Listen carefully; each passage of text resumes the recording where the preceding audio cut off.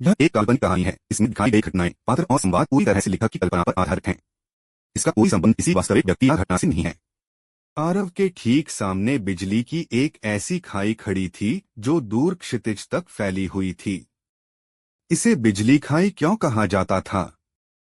क्योंकि यह खाई वास्तव में बिजली की अनगिनत कड़कती हुई लपटों से ढकी हुई थी। इसके अलावा खाई के ऊपर का आसमान घने काले बादलों से घिरा हुआ था और अनगिनत बिजलियां लगातार उस खाई में बरस रही थीं। आरव को उस खाई के भीतर तैरते हुए कुछ विशालकाय जीव धुंधले से दिखाई दिए, और जब उसने अपनी दृष्टि को ध्यान से केंद्रित किया तो उसने पाया कि वे विशालकाय जीव वास्तव में दिव्य स्वर्ण ड्रैगन थे। वे दिव्य बिजलियों से अपने शरीर को मजबूत कर रहे हैं। आरव ने कुछ क्षण के लिए गहराई से विचार किया और फिर उसने बैंगनी मेघ वज्र की ओर देखा। बैंगनी मेघ वज्र एक प्राकृतिक खजाना था और आरव ने उस सूक्ष्म भंवर के अलावा इसे कभी किसी अन्य जीवित प्राणी से डरते हुए नहीं देखा था। इसलिए उसे आश्चर्य हुआ कि क्या उस खाई के भीतर कोई भयानक अस्तित्व था, या शायद कोई ऐसा प्राकृतिक खजाना मौजूद था जो बैंगनी मेघ वज्र से भी श्रेष्ठ था। इस दिव्य वज्र खाई में कुल 9 स्तर हैं। तुम जितना नीचे जाओगे उसके भीतर की बिजली उतनी ही अधिक शक्तिशाली होती जाएगी। बेशक इसके फायदे भी उतने ही बड़े होंगे। तुम कितने स्तरों तक नीचे उतर सकते हो यह तुम्हारी अपनी क्षमता पर निर्भर करेगा। ठीक है, बाद में मुझे दोष मत देना कि मैंने तुम्हें इस बारे में चेतावनी नहीं दी थी। भले ही तुम छठे स्तर पर पहुंचकर दिव्य ड्रैगन कवच प्राप्त कर सकते हो, लेकिन तुम केवल एक मानव हो, इसलिए छठे स्तर पर जाना अपनी जान दांव पर लगाने से कम नहीं होगा, ड्रैगन सम्राट ने एक उदासीन लहजे में कहा। आरव ने ड्रैगन सम्राट पर एक नजर डाली और कहा, मुझे भड़काने के लिए ऐसे तरीकों का इस्तेमाल क्यों कर रहे हैं? वास्तव में मेरे और आपके कबीले के बीच कोई गहरी दुश्मनी नहीं है, तो फिर ऐसा क्यों दिखाना कि हम दोनों एक दूसरे के कड़े दुश्मन हैं? यह हम दोनों के लिए ही फायदेमंद नहीं है ना? अलग अलग रास्तों के लोगों के बीच समझ का कोई साझा आधार नहीं होता, ड्रैगन सम्राट ने उदासीनता से कहा। अपनी सांस बर्बाद करने की कोई जरूरत नहीं है। नीचे जाओ। आरव ने अपने कंधे उचकाए और वह नीचे जाने ही वाला था कि ड्रैगन सम्राट अचानक बोल पड़ा, उस बैंगनी मिंक को अपने साथ मत ले जाओ। बैंगनी मिंक ने तुरंत गुस्से में ड्रैगन सम्राट को घूरा, जबकि उसके छोटे पंजों पर बैंगनी रोशनी चमकने लगी। यह देखकर ड्रैगन सम्राट के मुंह के कोने फड़कने लगे और उसने कहा, बैंगनी मिंक का शारीरिक शरीर मजबूत नहीं होता है। वह इस खाई के भीतर दिव्य वज्र को सहन करने में पूरी तरह असमर्थ है। समझ आया? आरव ने उस छोटे साथी के सिर को सहलाया और कहा, चेतावनी के लिए धन्यवाद, लेकिन मेरे अपने तरीके हैं। आरव ने बैंगनी मिंक को अपनी बाहों में पकड़ लिया और खाई में छलांग लगा दी। जैसे ही आरव की आकृति खाई में उतरी, ड्रैगन सम्राट के सामने एक मध्यम आयु वर्ग का व्यक्ति प्रकट हुआ। यही वह तलवार सम्राट आरव है जिसने मेरे बेटे को मार डाला, मध्यम आयु वर्ग के व्यक्ति ने गहरी आवाज में बात की। उसकी नजर उदास, भयानक और हत्या की भावना से भरी हुई थी। ड्रैगन सम्राट ने सिर हिलाया और कहा, मैं जानता हूं कि तुम बदला लेना चाहते हो। मैं भी यही चाहता हूं। आखिर हमारे दिव्य स्वर्ण ड्रैगन कबीले को ऐसी अपमानजनक स्थिति का सामना कब करना पड़ा है? हालांकि मैं तुम्हें चेतावनी दे रहा हूं कि उसके खिलाफ कोई कदम मत उठाना, अन्यथा कोई भी तुम्हें बचा नहीं पाएगा। मैं जल्दबाजी में कोई कदम नहीं उठाऊंगा, मध्यम आयु वर्ग के व्यक्ति ने कहा। ड्रैगन सम्राट ने सिर हिलाया और कहा, मैंने देवाधिपत्य लोक से संपर्क किया है और उन्होंने उस संत स्तर के योद्धा को खत्म करने की योजना बनाने का फैसला किया है। इसलिए बहुत समय नहीं लगेगा जब तुम खुद उसे मार सकोगे। उस समय मैं देखना चाहता हूं कि मिंक सम्राट हमारे दैत्य कबीले का नेतृत्व कैसे जारी रखता है। अब लगभग 10,000 साल हो चुके हैं। यह दैत्य कबीले के लिए एक नया नेता चुनने का समय है। मध्यम आयु वर्ग के व्यक्ति की आंखों में खुशी की एक लहर चमक उठी। देवाधिपत्य लोक ने फैसला कर लिया है। ड्रैगन सम्राट ने सिर हिलाया और कहा, आरव ने वज्रध्वज को मार डाला जो देवाधिपत्य लोक की युवा पीढ़ी में 10वें स्थान पर था, और इसने देवाधिपत्य लोक को खतरे का एहसास कराया, क्योंकि वे इस महाद्वीप में एक और मुक्त साधक को प्रकट होने की अनुमति देने से इनकार करते हैं। इसके साथ ही यह तथ्य भी है कि आरव के मास्टर ने देवाधिपत्य लोक के एक राजसिंहासन स्तर के विशेषज्ञ को गंभीर रूप से घायल कर दिया था। देवाधिपत्य लोक भला यह सब कैसे बर्दाश्त कर सकता था? इसलिए आरव और वह संतस्तर का योद्धा अब खत्म है। मध्यम आयु वर्ग के व्यक्ति ने अचानक पूछा, क्या हमारा दिव्य स्वर्ण ड्रैगन कबीला इस योजना में भाग लेगा? ड्रैगन सम्राट ने सिर हिलाया। मध्यम आयु वर्ग का व्यक्ति मौन हो गया। आखिरकार यदि योजना सफल रही तो यह बहुत अच्छा होगा, लेकिन यदि यह विफल रही तो दिव्य स्वर्ण ड्रैगन कबीला तबाह हो जाएगा। ड्रैगन सम्राट मध्यम आयु वर्ग के व्यक्ति की चिंताओं से अवगत लग रहा था और उसने कहा, चिंता मत करो, यह बिल्कुल भी विफल नहीं होगा। आखिरकार केवल हम ही नहीं हैं जो उन्हें मरा हुआ देखना चाहते हैं, बल्कि सर्वोच्च हन साम्राज्य भी है। सर्वोच्च हन साम्राज्य और देवाधिपत्य लोक दोनों इस बार कोई कसर नहीं छोड़ेंगे, क्योंकि वे भविष्य में दो असाधारण दुश्मन नहीं चाहते। यह सुनकर मध्यम आयु वर्ग के व्यक्ति ने एक गहरी सांस ली और फिर उसने अचानक बिजली की खाई की ओर नीचे देखा और कहा, आपको क्या लगता है कि वह कितने स्तरों तक नीचे उतर पाएगा? ड्रैगन सम्राट ने कुछ समय के लिए गहराई से विचार किया और फिर कहा, 5वें स्तर तक। मध्यम आयु वर्ग के व्यक्ति की पलकें फड़क उठीं और उसने कहा, वह केवल एक इंसान है, फिर भी वह वास्तव में 5वें स्तर तक जा सकता है। मध्यम आयु वर्ग का व्यक्ति बेहद हैरान था, क्योंकि दिव्य स्वर्ण ड्रैगन कबीले के सबसे चमकदार प्रतिभाएं भी केवल 6ठे स्तर तक ही नीचे उतरने में सक्षम थीं। इसके अलावा वे 6ठे स्तर तक उतरने में इसलिए सक्षम थे क्योंकि ड्रैगन कबीला जन्मजात रूप से एक ऐसी शारीरिक सुरक्षा के साथ पैदा होता था जो अन्य दैत्य जंतुओं से कहीं बेहतर थी। लेकिन आरव सिर्फ एक इंसान था, इसलिए मध्यम आयु वर्ग के व्यक्ति को आश्चर्य हुआ कि आरव का शारीरिक शरीर भला एक ड्रैगन के शारीरिक शरीर की तुलना कैसे कर सकता था। ड्रैगन सम्राट ने कहा, उसे कम मत समझो, वह वास्तव में पूरे महाद्वीप के आत्मोन्नति स्तर के विशेषज्ञों के बीच लगभग अजेय है। शायद केवल नाजिन ही वास्तव में उससे मुकाबला कर सकती है, तो फिर उसे मारने का यह और भी बड़ा कारण है, मध्यम आयु वर्ग के व्यक्ति ने कहा। ड्रैगन सम्राट ने धीरे से सिर हिलाया और कहा, चलो देखते हैं। उसने और उसके मास्टर दोनों ने आज मेरे कबीले को अपमानित किया है, और मैं निश्चित रूप से उसके पूरे परिवार के खून से इस अपमान को धो डालूंगा।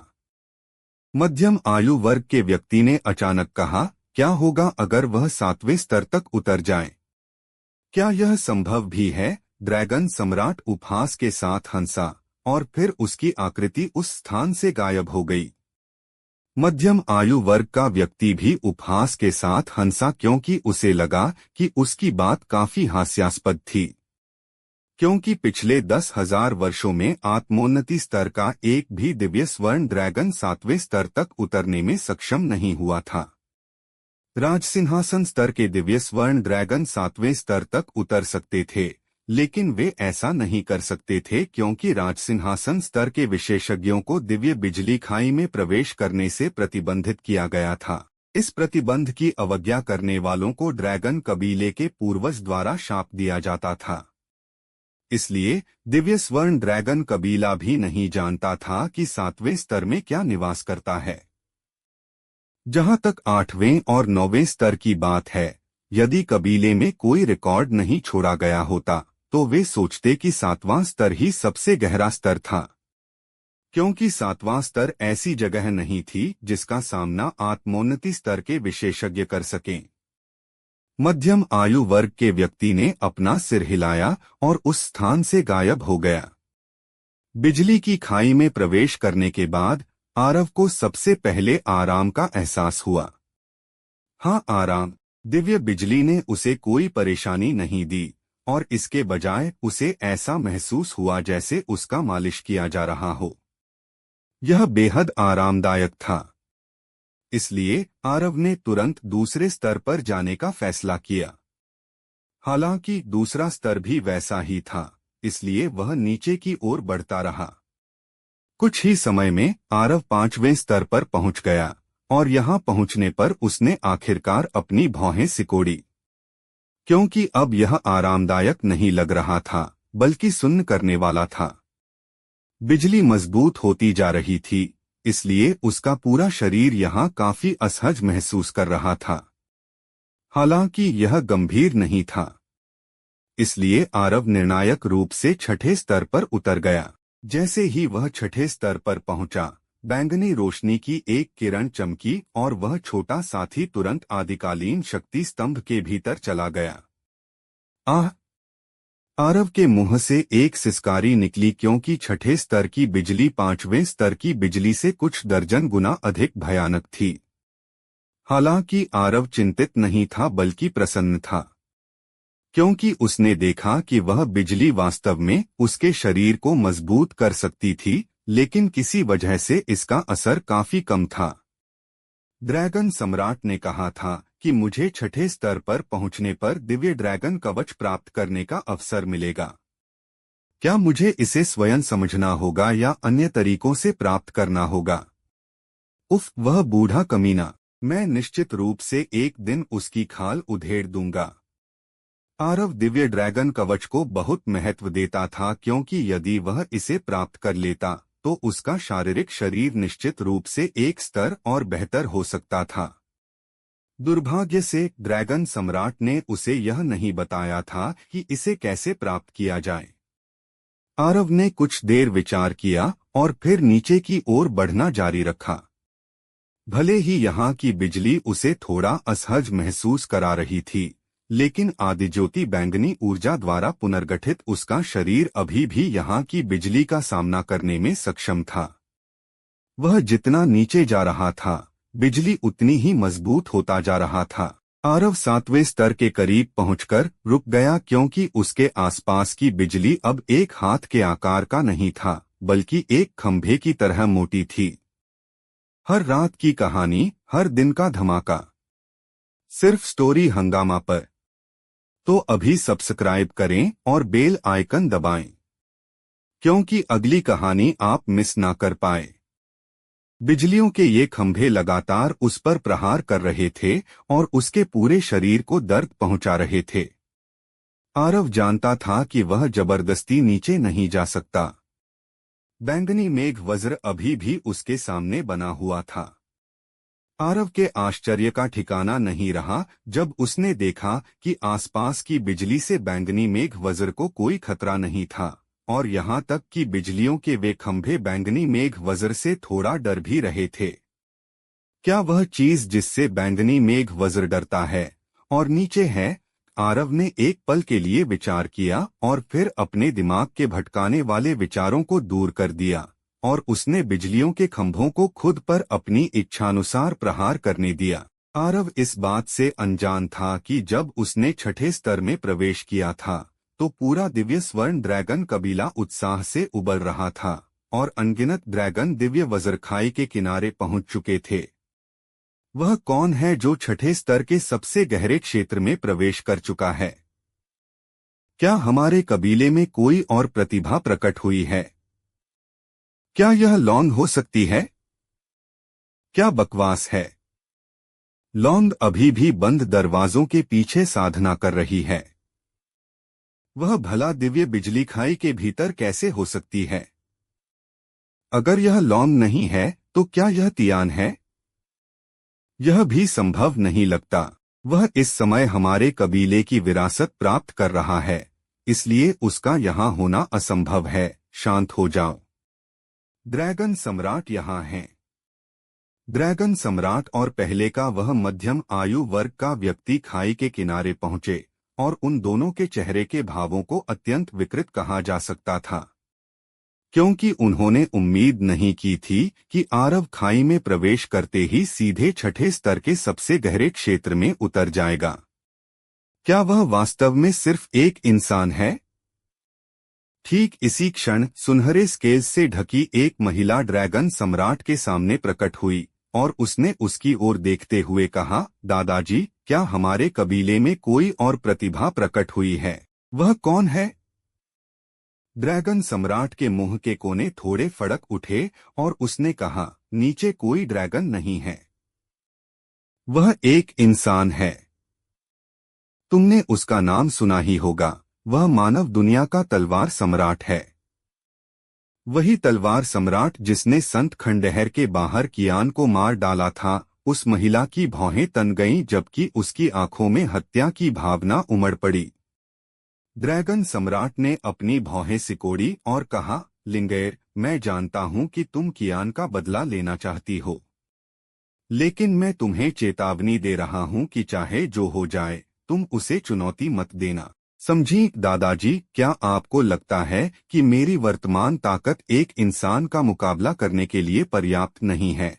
लॉन्ग ने धीमी आवाज में कहा। उसने न केवल कियान को मार डाला बल्कि उसने कियान को एक कठपुतली में भी बदल दिया। दादाजी, क्या आप मुझसे कह रहे हैं कि आप ऐसा अपमान सहन कर सकते हैं? मैं जानती हूं कि उसके पास संत स्तर का एक मास्टर है, इसलिए आप उसके खिलाफ कार्रवाई करने में असमर्थ हैं, लेकिन हम जो उसकी साधना के समान स्तर पर हैं वे तो कर सकते हैं ना? ड्रैगन सम्राट ने अपना सिर हिलाया और कहा, वह अपनी इस उम्र में तलवार संप्रदाय के स्थापना पूर्वज से थोड़ा भी कमजोर नहीं है, और यहाँ तक कि वह इस उम्र में तलवार संप्रदाय के स्थापना पूर्वज से भी अधिक मजबूत है। समझी? लॉन का दिल दहल गया। वह लड़का आरव पहले से ही इतना मजबूत है? हे मेरे भगवान! उसने 7वें स्तर में प्रवेश कर लिया है। उसने 7वें स्तर में प्रवेश कर लिया। अचानक एक तीखी चीख गूंज उठी। बाकी सभी लोगों ने खाई की ओर देखा और उन्होंने एक बड़ा 7 फीट अक्षर देखा जो 7 का प्रतिनिधित्व करता था और खाई से ऊपर तैर रहा था। दहाड़! अनगिनत दिव्य स्वर्ण ड्रैगन्स उत्साह से पागलों की तरह दहाड़ उठे। हाँ हाँ, स्वर्ग सचमुच हमारे दिव्य स्वर्ण ड्रैगन्स कबीले पर मेहरबान है। 10,000 वर्षों के बाद आखिरकार हमारे कबीले का कोई सदस्य 7वें स्तर पर उतरने में सफल हुआ है। हाँ हाँ हाँ, वह कौन है? वह कौन है? हमारे कबीले में ऐसा महादानव प्रतिभावान कब पैदा हुआ? हाँ हाँ, महाराज ड्रैगन सम्राट ने इस रहस्य को इतने अच्छे से छुपा कर रखा। हम वास्तव में पूरी तरह से अनजान थे कि हमारे कबीले में ऐसी अद्वितीय प्रतिभा का जन्म हुआ है। हाँ हाँ हाँ, आखिरकार हमारे कबीले के पास दैत्य इलाके में सर्वोच्च अधिपति का पद हथियाने का मौका आ गया है। आसपास से आ रही इन आवाजों को सुनकर ड्रैगन सम्राट, उस अधेड़ उम्र के आदमी और वेदिका के चेहरे के भाव बेहद खराब हो गए। क्या ऐसा संभव है कि यह कोई त्रुटि हो? अधेड़ उम्र के व्यक्ति ने कहा, वह लड़का सिर्फ एक इंसान है। छठे स्तर पर उतरना ही व्यावहारिक रूप से उसकी सीमा थी। वह भला 7वें स्तर पर कैसे उतर सकता है? ड्रैगन सम्राट ने अपना सिर हिलाया और कहा, शायद यह किसी अन्य व्यक्ति के लिए असंभव होता, लेकिन अगर वह आरव है तो यह वास्तव में संभव हो सकता है। जरा सोचो, क्या पिछले 10,000 वर्षों में पूरे महाद्वीप के इतिहास में किसी के पास ऐसी प्राकृतिक प्रतिभा रही है जो उससे श्रेष्ठ हो? कोई नहीं। यहाँ तक कि तलवार संप्रदाय के स्थापना पूर्वज की प्राकृतिक प्रतिभा भी शायद उससे कमतर थी। इसके अलावा किसी रहस्यमयी घटना के कारण उसका शरीर बहुत शक्तिशाली हो चुका है और इसीलिए यह बिजली कुंड उसे बिल्कुल भी नहीं रोक पा रहा है। जब तक वह जीवित रहेगा हमारा कबीला निश्चित रूप से बड़े खतरे में रहेगा, अधेड़ उम्र के व्यक्ति ने दबी आवाज में कहा। ड्रैगन सम्राट की आंखों में एक क्रूर चमक कौंधी और उसने कहा, वह मरेगा। जब आरव छठे स्तर पर अपने शरीर को मजबूत कर रहा था, तब उसने ध्यान दिया कि हालांकि वे बिजली के खंभे लगातार उसके शरीर को तराश रहे थे, फिर भी यह उसकी पसंद के हिसाब से बहुत धीमा था। साथ ही उसे महसूस हुआ कि छठा स्तर उसकी अंतिम सीमा नहीं था, इसलिए उसने 7वें स्तर पर उतरने का फैसला किया। 7वां स्तर छठे स्तर के किनारों जैसा नहीं था, जो बिजली के खंभों से भरा हुआ था। 7वां स्तर अंगूठे के आकार की बिजली की गेंदों से पूरी तरह ढका हुआ था। उनका एक घना और विशाल जाल फैला हुआ था। आरव के चेहरे पर एक गंभीर भाव आ गया, क्योंकि उन बिजली की गेंदों के भीतर मौजूद ऊर्जा सचमुच बहुत भयानक थी। वह इस हद तक खौफनाक थी कि उन्हें दूर धकेलने के लिए उसे अपने 10वें स्तर के तलवार इंटेंट का उपयोग करना पड़ा। जब वह ठीक 7वें स्तर पर उतरा था, तब वह थोड़ा असावधान था और बिजली की एक गेंद सीधे उसके शरीर से टकरा गई थी, जिसने उसकी छाती को कोयले जैसा काला कर दिया था। आरव इस बात से अच्छी तरह वाकिफ था कि यहाँ की बिजली तो शव पूर्वज को भी जलाकर भस्म कर सकती है। यह किस तरह की दुनिया है? आरव ने अपनी दृष्टि के सामने फैली बिजली की गेंदों को देखते हुए भौहें सिकोड़ी। छठा स्तर वास्तव में उसके शरीर को तराशने के लिए इस्तेमाल किया जा सकता था, लेकिन 7वां स्तर ऐसी जगह नहीं थी जिसका उपयोग आत्मोन्नति स्तर के विशेषज्ञ अपने शरीर को मजबूत करने के लिए कर सकें। यह जगह तो राजसिंहासन स्तर के विशेषज्ञों के लिए होनी चाहिए थी। कुछ देर गहराई से विचार करने के बाद आरव एक ही स्थान पर रुक गया। उसने धीरे धीरे अपने तलवार इंटेंट को नियंत्रित किया और बिजली की गेंदों को अपने करीब आने दिया। उसने उन बिजली की गेंदों को सीधे अपने शरीर के संपर्क में आने की हिम्मत नहीं की, बल्कि उसने केवल उनसे निकलने वाली विद्युत तरंगों को खुद को छूने दिया, ताकि उसका शरीर मजबूत हो सके। समय धीरे धीरे बीतता गया। आरव ऐसा लग रहा था मानो उसने बिजली का एक जाल पहन रखा हो, जिसने उसके पूरे शरीर को सघनता से ढक दिया था। वे तरंगे लगातार उसके शरीर को उत्तेजित कर रही थीं और उसकी त्वचा में एक क्रमिक परिवर्तन ला रही थीं। भले ही यह बहुत सूक्ष्म परिवर्तन था, लेकिन यह एक वास्तविक सुधार था और इसने आरव को आनंदित कर दिया। आखिरकार आदिज्योति बैंगनी ऊर्जा द्वारा मजबूत किए जाने के बाद उसके भौतिक शरीर को और बेहतर बनाना बेहद कठिन काम था। उसने पहले नरक अग्नि और बैंगनी मेघ वज्र से अपने शरीर को तराशने का प्रयास किया था, लेकिन उनका प्रभाव लगभग नगण्य था और वे यहाँ की बिजली के वर्तमान प्रभाव के सामने कहीं नहीं ठहरते थे। इसके अलावा आरव को यह देखकर सुखद आश्चर्य हुआ कि जब वह बिजली की गेंदों को दूर रखने के लिए अपने तलवार इंटेंट को नियंत्रित कर रहा था, तब उसका तलवार इंटेंट भी एक नए रूपांतरण से गुजर रहा था। ये बिजली की गेंदें वास्तव में मेरे तलवार इंटेंट को प्रभावित करने में सक्षम हैं। आखिर ये रहस्यमयी गेंदें हैं क्या? आरव काफी हैरान और प्रसन्न था, लेकिन उसे और भी अधिक आश्चर्य हुआ क्योंकि ये बिजली की गेंदें बेहद रहस्यमयी थीं। कुछ समय बाद आरव ने अपना सिर झटका, इन सब बातों के बारे में सोचना बंद किया और खुद को और अधिक मजबूत करने के लिए बिजली की गेंदों को अपनी ओर खींचना जारी रखा। आरव इस बात से अनजान था कि जब उसने 7वें स्तर में प्रवेश किया और खुद को तराशने के लिए उन बिजली की गेंदों का उपयोग किया, तो पूरे कुंड के भीतर की बिजली वास्तव में अशांत होने लगी थी। कुंड के ऊपर छाए काले बादलों से बिना रुके बिजली की मूसलाधार बारिश होने लगी और विद्युत ऊर्जा तेजी से बढ़ने लगी। यहाँ मौजूद सभी ड्रैगन्स इस दृश्य को देखकर दंग रह गए। ड्रैगन सम्राट, वह लड़का नीचे क्या कर रहा है? अधेड़ उम्र के व्यक्ति ने धीमी आवाज में कहा, क्या हमें उसे वहां से बाहर आने के लिए मजबूर करना चाहिए? ड्रैगन सम्राट ने कुछ देर गहराई से सोचा और फिर अपना सिर हिला दिया। वह आरव को वहां से बाहर खींचना चाहता था, लेकिन उसमें ऐसा करने का साहस नहीं था, क्योंकि अगर आरव को कुछ भी हुआ तो संतस्तर का वह बूढ़ा निश्चित रूप से पागल हो जाएगा और उसके पूरे कबीले से भयानक प्रतिशोध लेगा। वह एक संतस्तर के योद्धा के क्रोध का सामना कैसे कर सकता था? हालांकि दैत्य जाति के पास भी एक संतस्तर का विशेषज्ञ था, लेकिन वह विशेषज्ञ ड्रैगन कबीले की रक्षा के लिए आगे नहीं आएगा, क्योंकि ड्रैगन सम्राट ने पहले ही मिंक सम्राट के नेतृत्व वाले दैत्य कबीले से अलग होने का फैसला कर लिया था। ऐसा इसलिए भी था क्योंकि उसका दिव्य स्वर्ण ड्रैगन कबीला और दिव्य मिंक दल एक दूसरे के धुर विरोधी माने जाते थे। इसके अलावा भले ही दैत्य जाति का वह संतस्तर का विशेषज्ञ उनके कबीले की रक्षा करने के लिए तैयार हो जाता, पर यदि कोई संतस्तर का योद्धा किसी कबीले को पूरी तरह नष्ट करने पर आमादा हो, तो जब तक दो संतस्तर के योद्धा मिलकर उसका सामना न करें, तब तक उसे रोकना पूरी तरह असंभव था।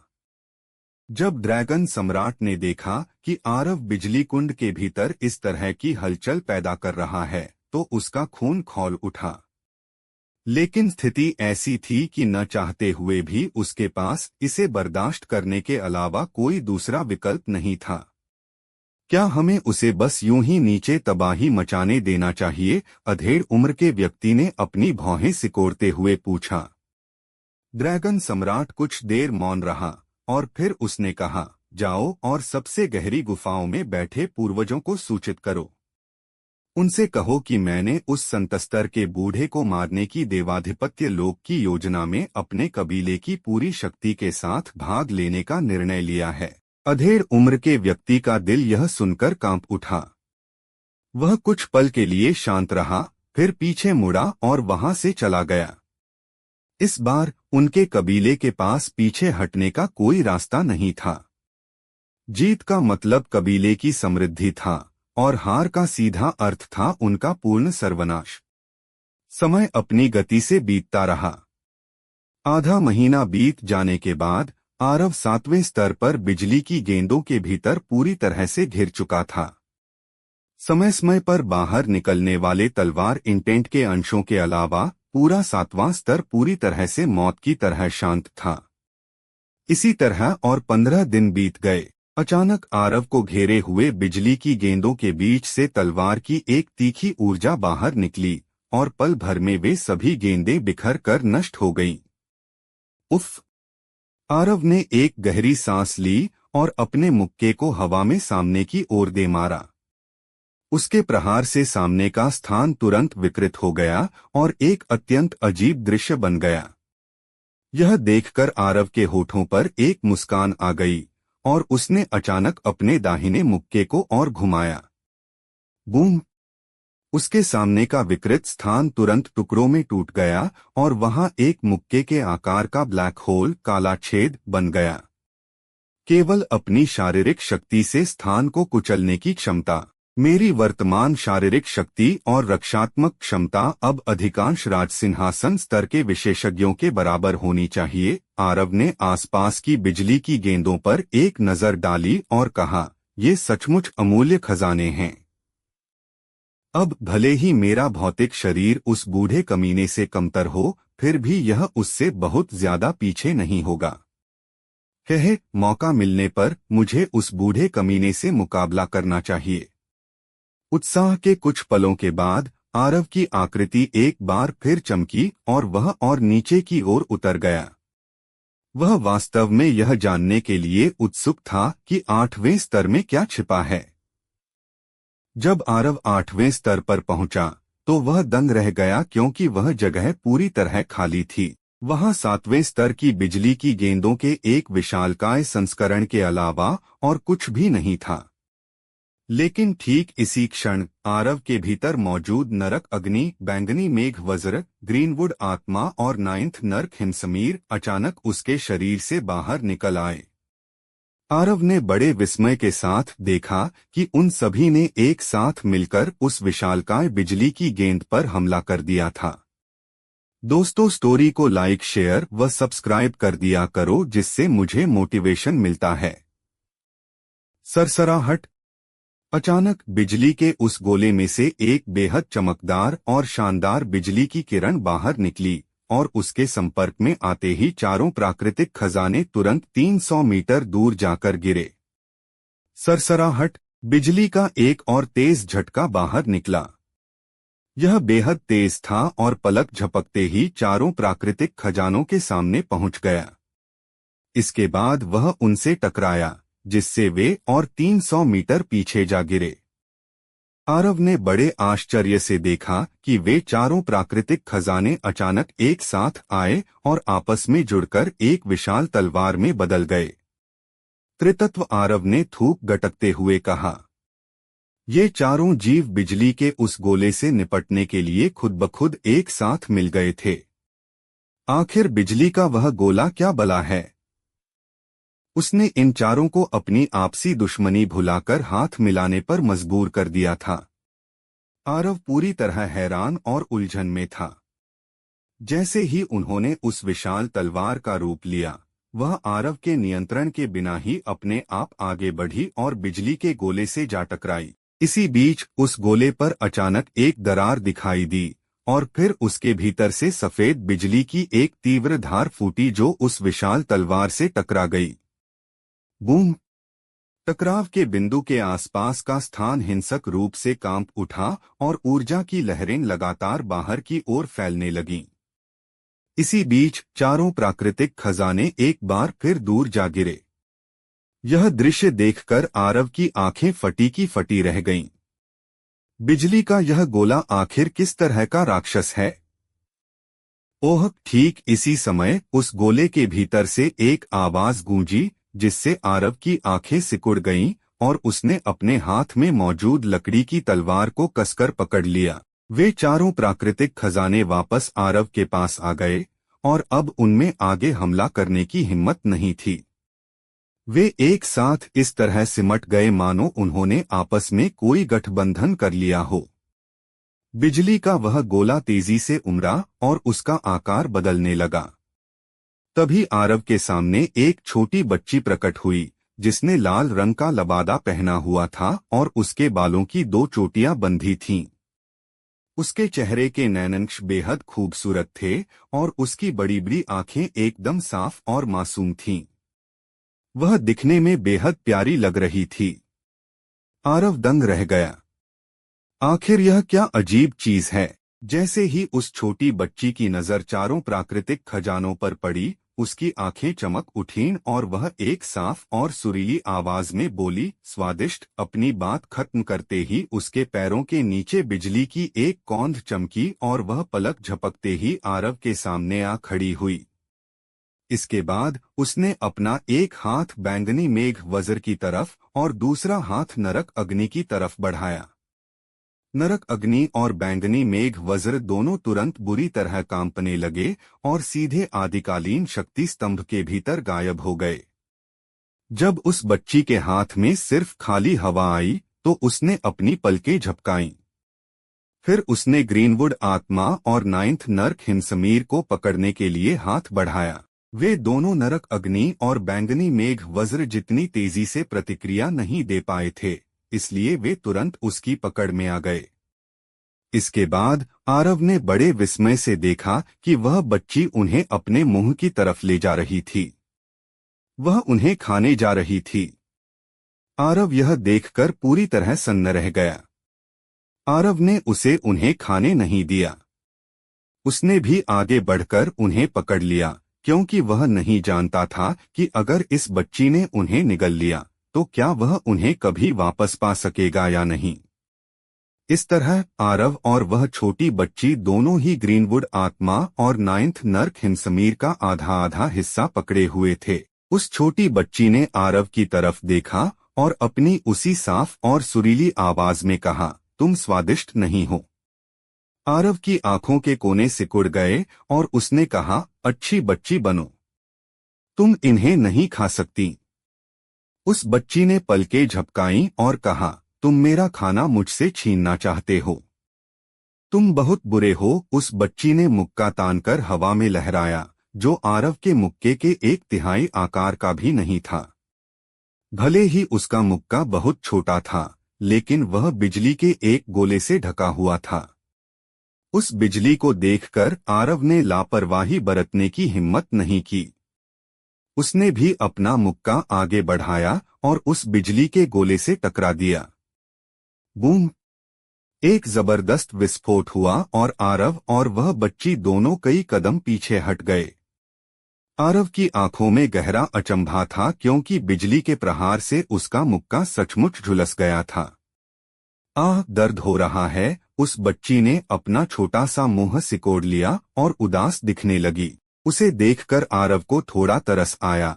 आखिर वह दिखने में सिर्फ 2 या 3 साल की ही तो लग रही थी। लेकिन अगले ही पल उसकी आंखों से अचानक बिजली की 2 किरणें निकलीं और तुरंत उसके सामने आ पहुंचीं। आरव के चेहरे के भाव थोड़े बदल गए। उसने उन दोनों बिजली की किरणों की तरफ अपनी तलवार की ऊर्जा से एक वार किया, जो 10वें स्तर के तलवार इंटेंट से सुसज्जित थी। बूम! बिजली के वे टुकड़े टुकड़े हो गए, जबकि तलवार की वह ऊर्जा बिना अपनी गति खोए सीधे उस बच्ची की तरफ बढ़ी। उस बच्ची ने पलकें झपकाईं, अपना मुंह खोला और थूका। बिजली का एक गोला बाहर निकला और वह बड़ा और बड़ा होता चला गया। पल भर में ही उसका व्यास 300 मीटर से अधिक हो गया और उसने आरव की तलवार की ऊर्जा को पूरी तरह से निगल लिया और फिर आरव पर टूटने के लिए आगे बढ़ा। यह नजारा देखकर आरव की आंखें फैल गईं। यह आखिर क्या चीज है? यह 10वें स्तर के तलवार इंटेंट को भी नष्ट करने में सक्षम थी। आरव ने अपने दिल के झटके को दबाया और एक कदम आगे बढ़ाते हुए अपने तलवार क्षेत्र को सक्रिय कर दिया। बिजली का वह विशाल गोला तुरंत अनगिनत छोटे छोटे बिजली के तारों में टूट गया और चारों तरफ बिखर गया। इस मोड़ पर आकर उस छोटी बच्ची की आंखों में आखिरकार डर के भाव दिखाई दिए। आरव उसके पास गया, उसके गालों को धीरे से खींचते हुए बोला, तुम्हारा नाम क्या है? वज्रिका। वह बच्ची आरव से काफी डर गई थी, यहाँ तक कि बोलते हुए हकलाने लगी। तुम इन्हें क्यों खाना चाहती हो? आरव ने पूछा। भूख, मुझे बहुत भूख लगी है। उस बच्ची की आंखें नम हो चुकी थीं, लेकिन उसके आंसू नीले रंग के लग रहे थे। आरव का चेहरा गंभीर हो गया। इसे भूख लगी है और भूख मिटाने के लिए यह प्राकृतिक खजानों को खाना चाहती है। मेरे भगवान, वे प्राकृतिक खजाने हैं। कोई उन्हें इस तरह कैसे खा सकता है? तुम मुझे इन्हें खाने दोगे ना? उसने आरव की तरफ देखते हुए गुहार लगाने वाले अंदाज में कहा। आरव के मुंह के कोने सिकुड़ गए। उसने एक दिव्यस्तर का आत्मिक फल बाहर निकाला और कहा, इसके बारे में क्या ख्याल है? वज्रिका ने उसे हाथ में लिया, अपनी नाक के पास ले जाकर सूंघा। उसकी आंखें चमक उठीं और उसने सिर हिलाया। ठीक है, बोलते ही उसने तुरंत उसे अपने मुंह में डाल लिया और कुछ ही देर में वह फल पूरी तरह गायब हो गया। उसे खत्म करने के बाद उसने अपना छोटा सा हाथ आगे बढ़ाया और आरव को देखते हुए पलकें झपकाईं। आरव काफी दिलदार था। उसने और भी कई दिव्यस्तर की जड़ी बूटियां और आत्मिक फल निकाले और उसे दे दिए। वह बच्ची बेहद खुश हो गई। वह उन्हें लेती रही और अपने मुंह में डालती रही और देखते ही देखते उसने उन सभी को खत्म कर दिया। इसके बाद उसने फिर से अपना छोटा सा हाथ आगे बढ़ा दिया। बस इसी तरह आरव फल देता रहा और वह खाती रही। कुछ ही समय में उसने 300 से अधिक दिव्यस्तर की जड़ी बूटियां और फल खा लिए।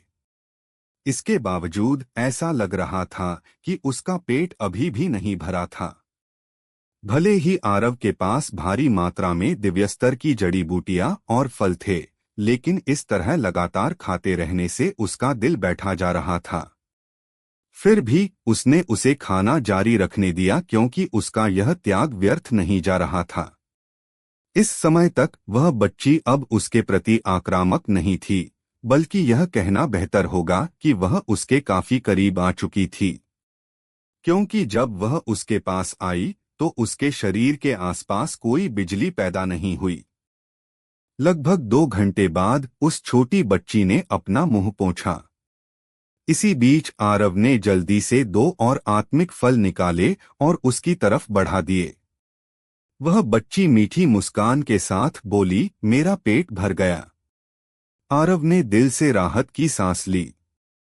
भले ही उसके पास बहुत सारे फल थे, लेकिन उसे डर था कि कहीं यह लड़की कोई ऐसा बिना पेंदी का कुआं न हो जो कभी भर ही न सके।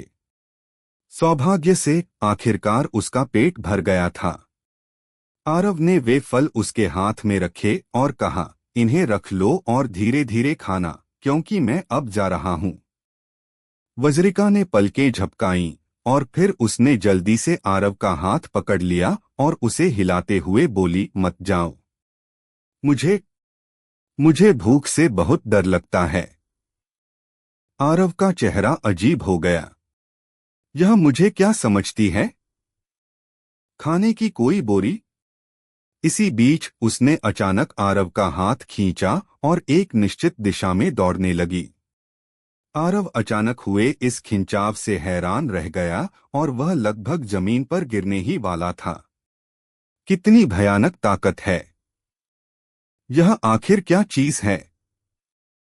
आरव भीतर तक चौंक गया। कुछ ही देर में वे एक पत्थर के शिलालेख के सामने पहुंचे और उसने उसकी तरफ इशारा किया। आरव कुछ पल के लिए हिचकिचाया और फिर उसके पास गया। वह शिलालेख तुरंत एक सुनहरी चमक से जगमगा उठा और फिर उस पर शब्दों की एक कतार उभर आई। मैं ड्रैगन पूर्वज द्वारा छोड़ी गई एक छवि हूं और यहाँ ड्रैगन वंश के वंशजों की प्रतीक्षा कर रहा हूं। लेकिन मैंने कभी नहीं सोचा था कि 50,000 वर्षों के लंबे इंतजार के बाद भी ड्रैगन कबीले का एक भी वंशज यहाँ नहीं पहुंचेगा।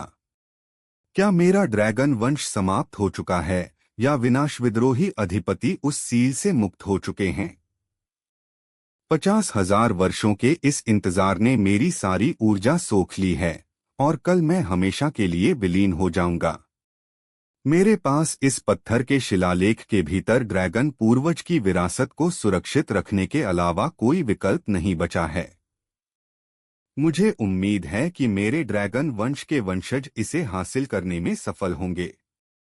यदि कोई ऐसा व्यक्ति यहाँ आता है जो ड्रैगन वंश से नहीं है, तो कृपया इस विरासत को प्राप्त करने के बाद मेरे ड्रैगन वंश की रक्षा करना। जब तक तुम्हारे पास ड्रैगन पूर्वज की विरासत है, तुम ड्रैगन वंश के राजा बन सकते हो। यदि तुम एक विनाश विद्रोही अधिपति हो, हाँ, तो फिर हर बात बेमानी होगी। आरव ने अपने विचारों को संभाला, लेकिन उसका दिल भावनाओं के ज्वार से भर उठा। उसने कल्पना भी नहीं की थी कि यह 8वां स्तर असल में वह जगह होगी जहां ड्रैगन पूर्वज की विरासत छिपी थी। दुर्भाग्य से ड्रैगन कबीले का एक भी ड्रैगन यहां तक नहीं पहुंच पाया था और अंत में इसका लाभ उसे मिल रहा था। आरव सचमुच सोच रहा था कि अगर ड्रैगन सम्राट को इस बारे में पता चला तो कहीं वह खून के आंसू न रोने लगे। ड्रैगन कबीले का राजा बनने का क्या अर्थ होता है? आरव ने अपना सिर झटका। अचानक उसे कुछ याद आया और उसने वज्रिका की तरफ मुड़कर देखा और कहा, तुम यहाँ कब से इंतजार कर रही हो? वज्रिका ने अपना सिर झुका लिया और कहा, बहुत लंबे समय से। आरव खुद को उस पर तरस खाने से नहीं रोक पाया और उसने उसके सिर पर हाथ फेर दिया। उसी पल बिजली का एक झटका उसके शरीर से होकर गुजरा और उसका पूरा शरीर सुन्न हो गया। वज्रिका ने पलकें झपकाईं और अपना हाथ हवा में लहराया। आरव के शरीर में दौड़ रही बिजली पल भर में गायब हो गई। आरव ने सूखी थूक निगली। क्या यह बिजली की देवी है? इसका पूरा शरीर बिजली से ढका हुआ है और वह भी बेहद डरावनी बिजली। वज्रिका ने पत्थर के शिलालेख की तरफ इशारा किया, मानो वह आरव को आगे बढ़ने के लिए कह रही हो। आरव पत्थर के शिलालेख की ओर बढ़ने से पहले एक पल के लिए हिचकिचाया।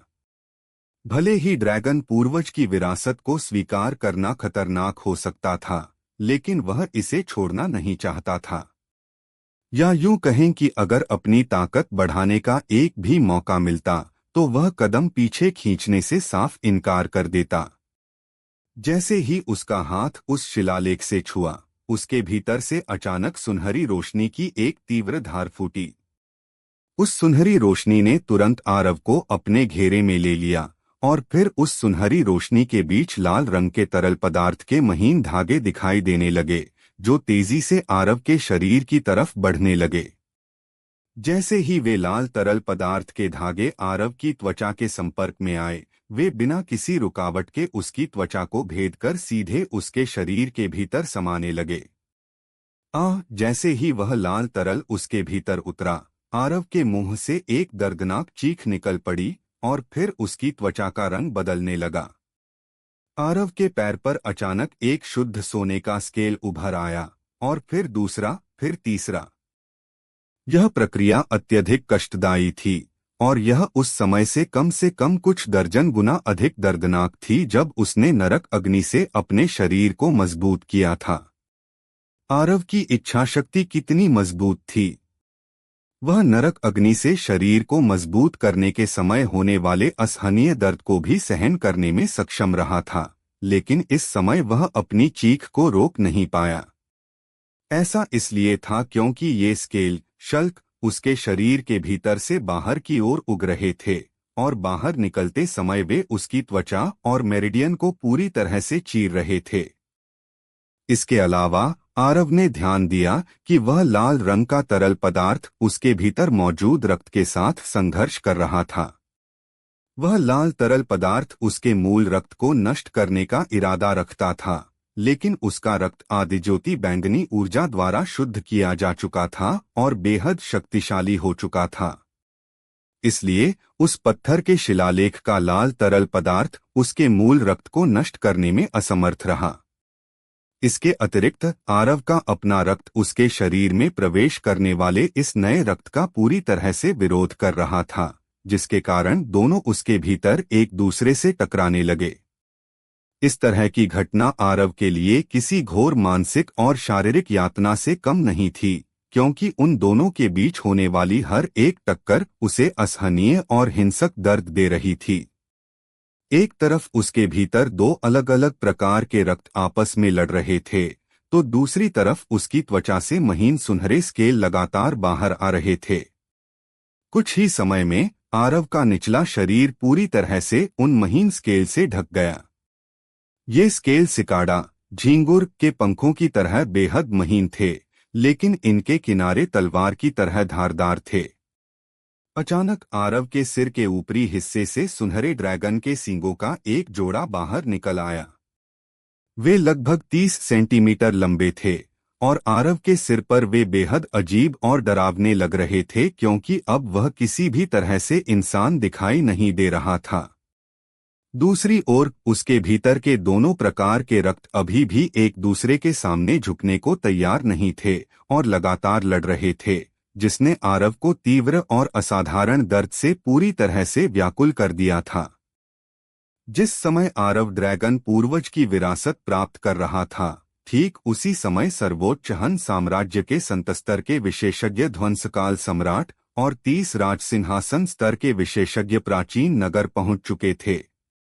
उनमें वास्तव में 5 रैंक के आत्मोन्नति स्तर के विशेषज्ञ भी शामिल थे, और वे सभी सफेद बालों वाले ऐसे बूढ़े व्यक्ति थे जो देखने में ऐसे लगते थे मानो उनका एक पैर कब्र में हो। एक संतस्तर और इतने सारे राज सिंहासन स्तर के विशेषज्ञों के आगमन से पूरा प्राचीन नगर आतंक की छाया में डूब गया, क्योंकि एक संतस्तर के विशेषज्ञ के सामने वे शायद चींटियों की तरह बेहद मामूली थे।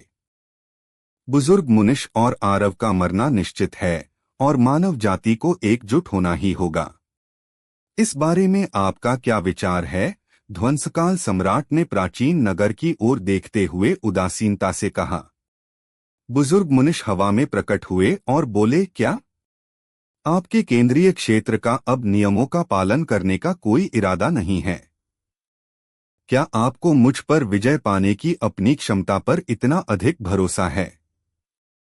सच कहूं तो आपका यह बल मुझे रोकने के लिए पर्याप्त नहीं है। क्या होगा अगर इसमें मेरा देवाधिपत्य लोक भी शामिल हो जाए? ठीक इसी क्षण शहर के ऊपर के आकाश में एक तीव्र हलचल हुई और फिर देवाधिपत्य लोक की पोशाक पहने 50 बूढ़े व्यक्ति बुजुर्ग मुनिश के बाईं ओर प्रकट हुए। प्राचीन नगर के भीतर मौजूद स्थापना पूर्वज और अन्य सभी राजसिंहासन स्तर के विशेषज्ञों की आंखें उन 50 लोगों को देखते ही फटी की फटी रह गईं, क्योंकि वे सभी 9वें रैंक के राजसिंहासन स्तर के विशेषज्ञ थे। देवाधिपत्य लोक के उस समूह का नेतृत्व कर रहे नीले रंग के वस्त्र पहने बूढ़े व्यक्ति ने बुजुर्ग मुनिश की ओर देखा और कहा, साधना का मार्ग अत्यंत कठिन है और संतस्तर तक पहुंचना उससे भी कहीं अधिक कठिन है। आपको इस समय किसी भी क्षण दैवमार्ग को पार करने की तैयारी में होना चाहिए था। केवल मानव जाति के कारण मेरे देवाधिपत्य लोक के विरुद्ध जाना वास्तव में आपकी एक बहुत बड़ी मूर्खता है। लेकिन अपने देवाधिपत्य लोक के उस तथाकथित सम्मान के लिए आरव के विरुद्ध जाना आप सभी की उससे भी बड़ी मूर्खता है। बुजुर्ग मुनिश ने दृढ़ता से कहा। नीले वस्त्र पहने बूढ़े व्यक्ति ने ठंडी हंसी हंसते हुए कहा, यह मूर्खता है। क्या आप अपने उस शिष्य को कुछ ज्यादा ही ऊंचा नहीं आंक रहे हैं? मैं इस बात से इनकार नहीं करता कि उसकी प्राकृतिक प्रतिभा और क्षमताएं वास्तव में असाधारण हैं, और यह कई वर्ष पहले के तलवार संप्रदाय के स्थापना पूर्वज से भी कहीं अधिक है। लेकिन उससे क्या? यदि वह तलवार संप्रदाय के स्थापना पूर्वज के समान शक्ति भी प्राप्त कर लेता है, तब भी मेरा देवाधिपत्य लोक उससे क्यों डरेगा? बुजुर्ग मुनिश ने अपना सिर हिलाया और कहा, एक तरफ आप कहते हैं कि आप डरे हुए नहीं हैं और दूसरी तरफ आप उसे मारने के लिए पूरी तरह से आमादा हैं। यह कितनी हास्यास्पद बात है। खैर, अब बेकार की बातें बंद करते हैं। ध्वंसकाल सम्राट, आपकी तरफ और कौन कौन है? उन सभी को सामने आने के लिए कहिए। मैंने पिछले 10,000 से अधिक वर्षों से अपने शरीर को कोई काम नहीं दिया है, इसलिए आज मैं आप सभी के साथ थोड़ा खेलूंगा। जब एक संतस्तर के विशेषज्ञ के उन्मूलन जैसा महत्वपूर्ण कार्य किया जा रहा हो, तो भला मेरा दिव्य स्वर्ण ड्रैगन कबीला यहाँ कैसे पीछे रह सकता है? हमें भी इसमें शामिल समझिए। ठीक इसी समय शहर के ऊपर आकाश में 10 विशाल राजसिंहासन स्तर के सुनहरे ड्रैगन प्रकट हुए। इसी बीच मिंग सम्राट बुजुर्ग मुनिश के पास प्रकट हुए। उन्होंने ड्रैगन सम्राट की ओर देखा और बेहद गंभीर आवाज में कहा, ड्रैगन सम्राट, ऐसा लगता है कि आप वास्तव में हमारी दैत्य जाति के विरुद्ध जाने का मन बना चुके हैं। दैत्य जाति? ड्रैगन सम्राट ने ठंडी हंसी हंसते हुए कहा, मिंग सम्राट, अपनी आंखें खोलिए और अपने चारों ओर देखिए। अपने आसपास के माहौल को देखिए। क्या आपको लगता है कि इस संतस्तर के विशेषज्ञ और आरव के पास बचने का कोई भी मौका है?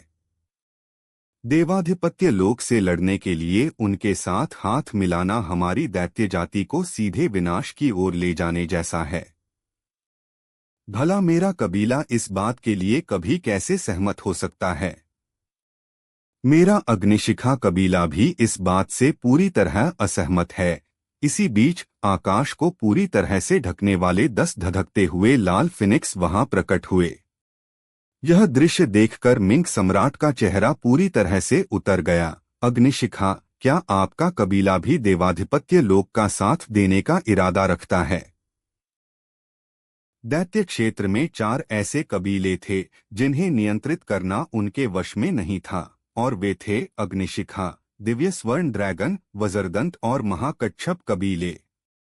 ऐसा इसलिए था क्योंकि वे दिव्य जीवों के कबीले थे और उनकी शक्ति तथा संसाधन किसी भी मामले में दिव्यमिक दल से कम नहीं थे।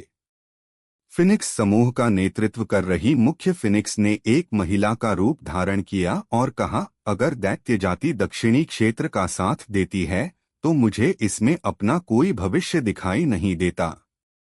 वज्रदंत महाकच्छप, अब आप दोनों भी सामने आ जाइए। जैसे ही उन्होंने अपनी बात पूरी की, वहां 10 सफेद बाघ प्रकट हुए जो आकार में उन दिव्य सुनहरे ड्रैगनों से छोटे नहीं थे। और फिर प्राचीन नगर के बाहर की धरती जोर से कांप उठी, क्योंकि पहाड़ों के समान विशाल 10 कछुए सभी की नजरों के सामने आ रहे थे। चारों महान दिव्य बिस्ट कबीले अब एक ही स्थान पर एकत्रित हो चुके थे। मिंक सम्राट का चेहरा अब पूरी तरह से अंधकारमय हो चुका था।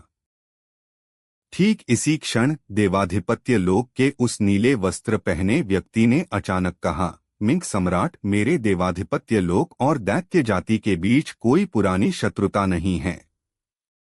यदि आप इसी समय यहाँ से चले जाते हैं तो मैं आपको विश्वास दिलाता हूँ कि मेरा देवाधिपत्य लोक भविष्य में आपके दिव्य मिंक दल को कभी निशाना नहीं बनाएगा। अन्यथा यहाँ का मामला सुलझने के बाद आपका दिव्य मिंक दल शायद इस महाद्वीप से हमेशा के लिए विलुप्त हो जाएगा। मिंक सम्राट कुछ क्षणों के लिए पूरी तरह शांत रहे, फिर उन्होंने अपना सिर नामे हिलाया और अपने दाहिने हाथ को हवा में लहराया। उनके ऐसा करते ही अंतरिक्ष हिंसक रूप से कांप उठा और वहां 20 विशाल दिव्य मिंक प्रकट हुए। वे सभी राजसिंहासन स्तर पर थे। मिंक सम्राट ने कहा, ड्रैगन सम्राट, अग्निशिखा, वज्रदंत और महाकच्छप, मैं अच्छी तरह जानता हूं कि आप सभी बहुत लंबे समय से दैत्य सम्राट के पद को हथियाने की ताक में थे। चूंकि बात अब यहां तक आ ही गई है तो चलिए आज इस मामले का हमेशा के लिए अंत कर देते हैं। यदि आज हमारा पक्ष हारता है तो मेरा दिव्य मिंक दल इस दैत्य क्षेत्र को छोड़कर हमेशा के लिए अंतरिक्ष की दरारों में चला जाएगा। हालांकि यदि आप लोग हारे तो मैं आप सभी के कबीलों का पूरी तरह से सफाया कर दूंगा। आपको ऐसा करने का अवसर कभी नहीं मिलेगा, नीले वस्त्र पहने व्यक्ति ने बेहद कठोर शब्दों में कहा। मुझे लगता है कि उन्हें यह अवसर अवश्य मिलेगा, अचानक बुजुर्ग मुनिश ने बीच में टोकते हुए कहा, एक संत स्तर और 120 राजसिंहासन स्तर के विशेषज्ञ। हाँ, क्या गजब का जमावड़ा है। ठीक है, अब ये सब बातें बंद करते हैं और युद्ध शुरू करते हैं। अपनी बात समाप्त करते ही बुजुर्ग मुनिश तेजी से अंतरिक्ष की ओर बढ़े। ध्वंसकाल सम्राट भी तुरंत उनके पीछे हो लिए और फिर बाकी के बचे हुए राजसिंहासन स्तर के विशेषज्ञ और राजसिंहासन स्तर के दिव्य बिस्ट भी तेजी से उनके पीछे चले गए।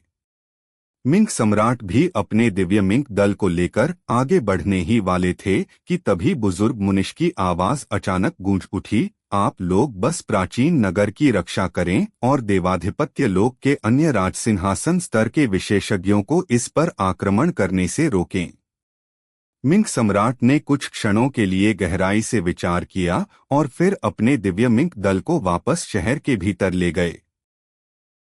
इस समय शहर के भीतर मौजूद हर एक व्यक्ति आकाश की ओर देख रहा था, क्योंकि इस महायुद्ध का परिणाम सीधे तौर पर उनके स्वयं के भाग्य का फैसला करने वाला था। अब क्या होने वाला है आगे सुनते रहिए सर्वशक्तिमान हमारे चैनल स्टोरी हंगामा पर।